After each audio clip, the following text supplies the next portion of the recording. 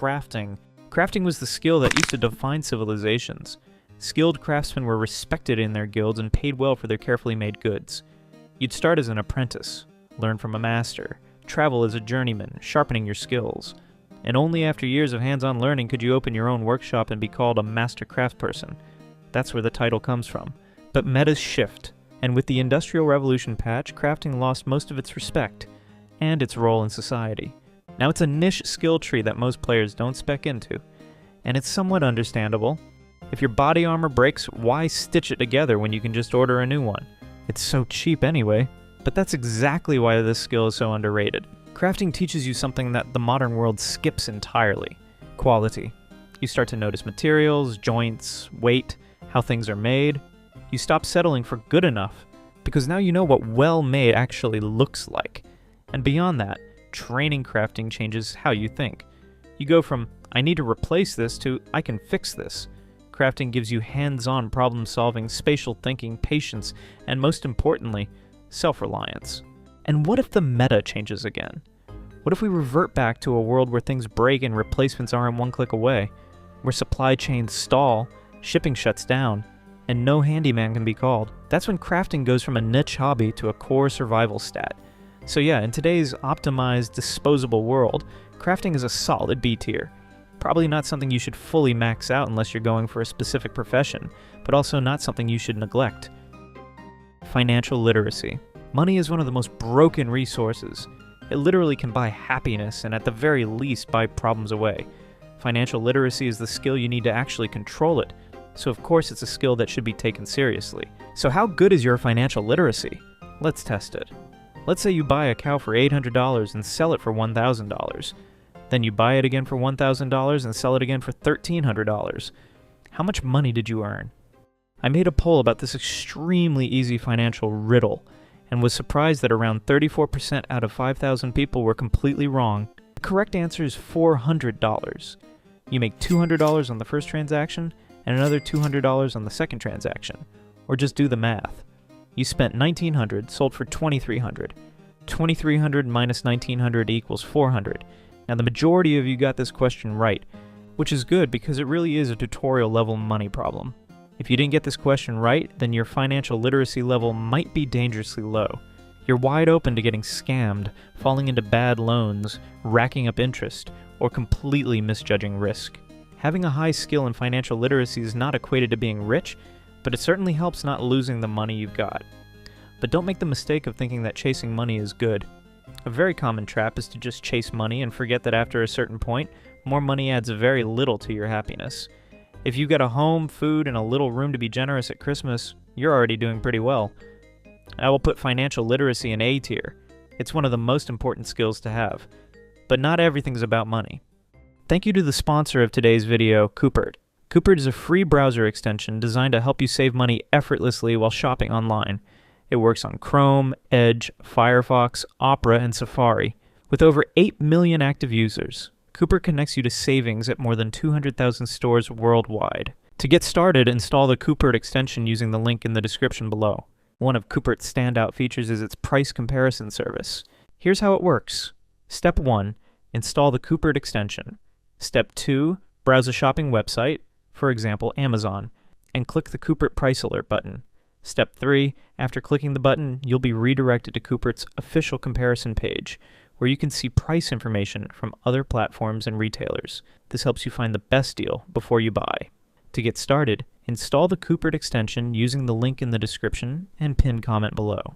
It's fast, easy, and completely free. Join millions of smart shoppers and start saving today. Cooking.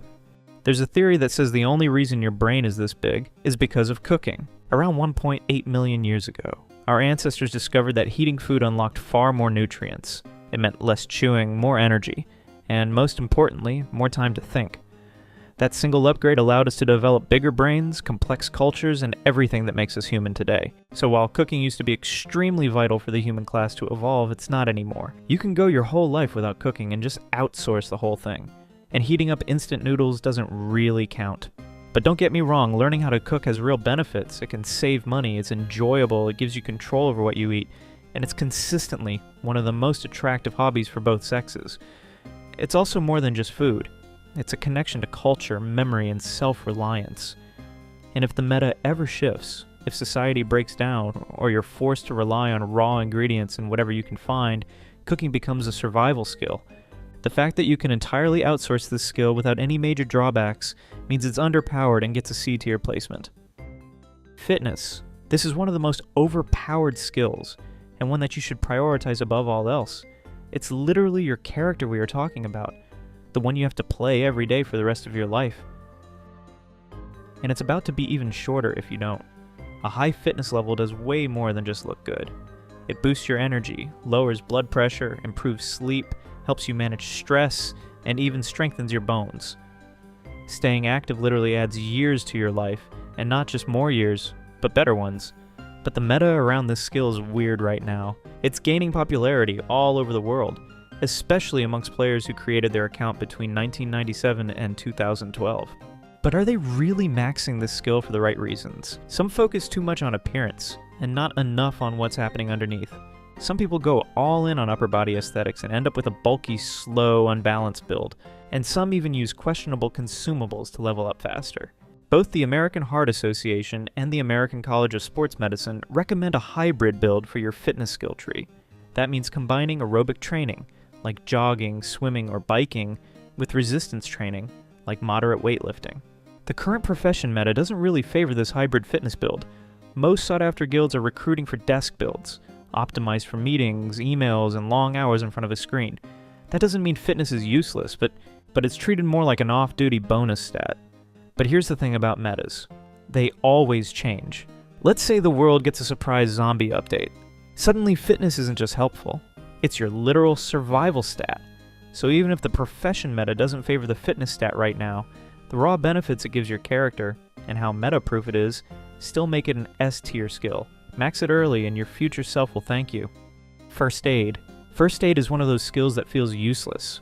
Until it isn't. Someone's choking, someone's bleeding, someone collapses. You've got 10 seconds to react. Do you actually know what to do? This is a low-frequency, high-impact skill. It doesn't boost your everyday life like cooking or fitness can, but when it does matter, it matters more than anything else on this list. First aid is about staying calm and acting fast, knowing how to stop bleeding, do CPR, treat burns, help someone breathe again. You don't need to become a combat medic, but leveling up and taking a CPR course or a basic first aid class could save someone's life, maybe even your own.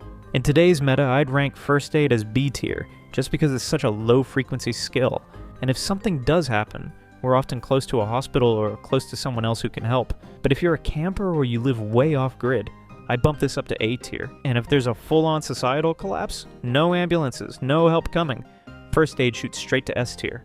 Emotional intelligence. Emotional intelligence might be one of the most powerful skills you can develop in real life. It's the ability to recognize what you're feeling, regulate your emotions, understand what others are feeling, and use that awareness to navigate conversations, relationships, even entire careers. Think of it like a hidden passive that shapes every single interaction you have. High emotional intelligence makes you a better teammate, a better leader, and a better friend. It helps you diffuse conflict, communicate clearly, and respond to challenges without emotionally self-destructing. You stay grounded, calm, in control, even when things get chaotic.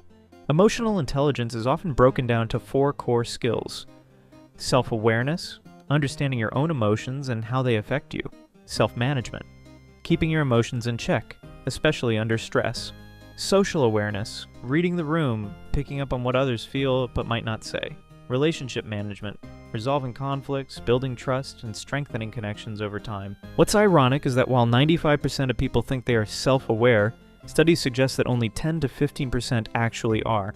But the good news is that you can train emotional intelligence just like any other stat. Journaling, asking for feedback, and practicing active listening are just a few of the ways to level it up. In a world full of noise, stress, and miscommunication, being the person who can stay calm, communicate clearly, and understand others is a superpower. It might not make you rich or jacked, but it will make life easier, smoother, and more connected. It's an S-tier skill. I'd argue even S+.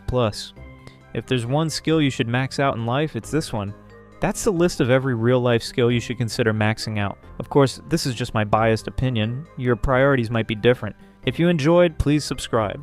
Thanks for watching. Bye.